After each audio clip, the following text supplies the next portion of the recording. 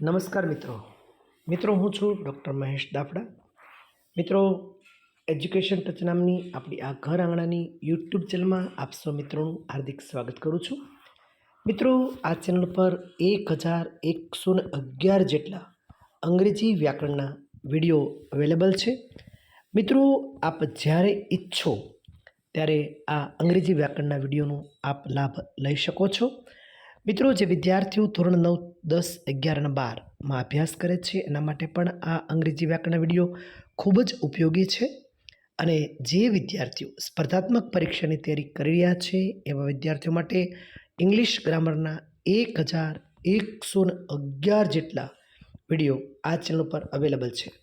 તો દોસ્તો, education touch નામની આપણી આ ઘર આંગણાની યુટ્યુબ ચેનલને વધુમાં વધુ સબસ્ક્રાઈબ કરશો અને વધુ વિદ્યાર્થીઓ સુધી પહોંચાડજો અને આપ પણ આ યજ્ઞ કાર્યના સહભાગી બનશો એવી હું આપની પાસે અપેક્ષા રાખું છું.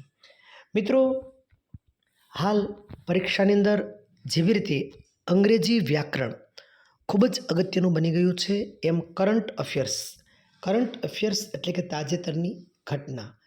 દોસ્તો, રોજબરોજ સમગ્ર વિશ્વની અંદર, દેશ વિદેશની અંદર અનેક ઘટનાઓ બનતી હોય છે.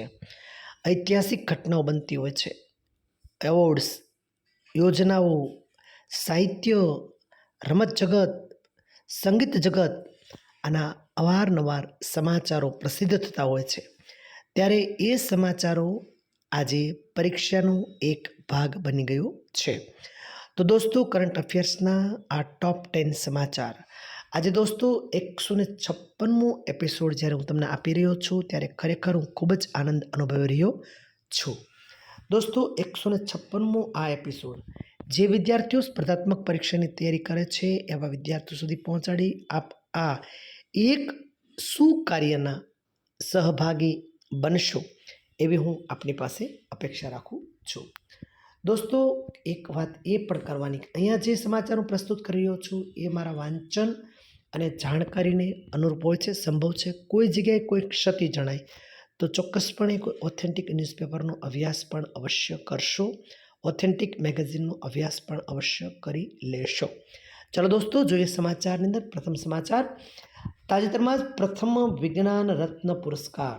દોસ્તો, ખાસ યાદ રાખજો, વિજ્ઞાન રત્ન પુરસ્કાર, પ્રથમ વિજ્ઞાન રત્ન પુરસ્કાર માટે શ્રી ગોવિંદરાજન પદ્મનાભનને પસંદ કરવામાં આવેલ છે. કયા પુરસ્કાર માટે? વિજ્ઞાન રત્ન પુરસ્કાર કોને આપવામાં આવે છે? ગોવિંદરાજન પદ્મનાભન. મિત્રો, સમાચારની અંદર દ્વિતીય સમાચાર, ભારતીય સેનાએ લડાખ ખાતે પર્વત પ્રહાર અભ્યાસનું આયોજન હમણાં કરેલું હતું. ખાસ યાદ રાખજો, અભ્યાસનું નામ છે પર્વત પ્રહાર. કઈ જગ્યાએ? લડાખ ખાતે. કોણે કર્યું? ભારતીય સેના દ્વારા. મિત્રો, તાજેતરમાં જ પેરિસ ઓલિમ્પિક 2024 શરૂ છે ત્યારે હોકી ટીમે બ્રોન્ઝ મેડલ જીત્યો છે અને નીરજ ચોપરાએ ભાલા ફેંકમાં સિલ્વર મેડલ પ્રાપ્ત કરી અને આપણા દેશનું ગૌરવ વધાર્યું છે. હોકી ટીમના તમામ ખેલાડીઓને અને નીરજ ચોપરાને ખૂબ ખૂબ ખૂબ અભિનંદન પાઠવીએ છીએ. દોસ્તો, તાજેતરમાં જ પશ્ચિમ બંગાળના પૂર્વ મુખ્યમંત્રી બુદ્ધદેવ ભટ્ટાચાર્યનું નિધન થયું છે. ખાસ નામ રાખજો, બંગાળના પૂર્વ મુખ્યમંત્રી બુદ્ધદેવ ભટ્ટાચાર્ય, પશ્ચિમ બંગાળના પૂર્વ મુખ્યમંત્રી બુદ્ધદેવ ભટ્ટાચાર્યનું તાજેતરમાં જ નિધન થયું છે.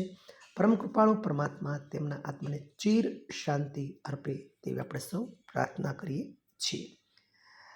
મિત્રો, તાજેતરમાં જ સ્વાસ્થ્ય અને પરિવાર કલ્યાણ મંત્રાલય દ્વારા એક અહેવાલ મુજબ દેહદાન કરવામાં તેલંગાણા રાજ્ય સમગ્ર દેશમાં પ્રથમ ક્રમે આવેલ છે. મિત્રો, દેહદાન એ મહાદાન છે, ત્યારે તેલંગાણા રાજ્ય સમગ્ર દેશમાં આ બાબતે પ્રથમ સ્થાન પ્રાપ્ત કરે છે. આ વિગત આપણને આપે છે સ્વાસ્થ્ય અને પરિવાર કલ્યાણ મંત્રાલય, ભારત સરકાર. દોસ્તો, તાજેતરમાં જ ગ્લોબલ યુનિકોર્ન ઇન્ડેક્સ 2024માં ભારત અમેરિકા અને ચીન પછી ત્રીજા ક્રમે ગ્લોબલ યુનિકોર્ન ઇન્ડેક્સ 2024માં અમેરિકા અને ચીન પછી જો ત્રીજો ક્રમ કોઈનો હોય તો તે છે આપણો દેશ ભારત. મિત્રો, તાજેતરમાં જ મમતા લાગર ખાસ નામ યાદ રાખજો, ને આંતરરાષ્ટ્રીય સાહિત્ય એવોર્ડ પ્રાપ્ત થયો છે. આંતરરાષ્ટ્રીય સાહિત્ય એવોર્ડ, મમતા લાગરને આંતરરાષ્ટ્રીય સાહિત્ય એવોર્ડ પ્રાપ્ત થયેલ છે.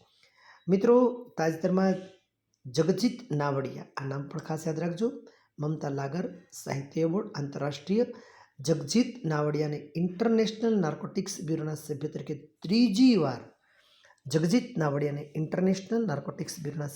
ત્રીજી વાર પસંદ કરાયેલા છે.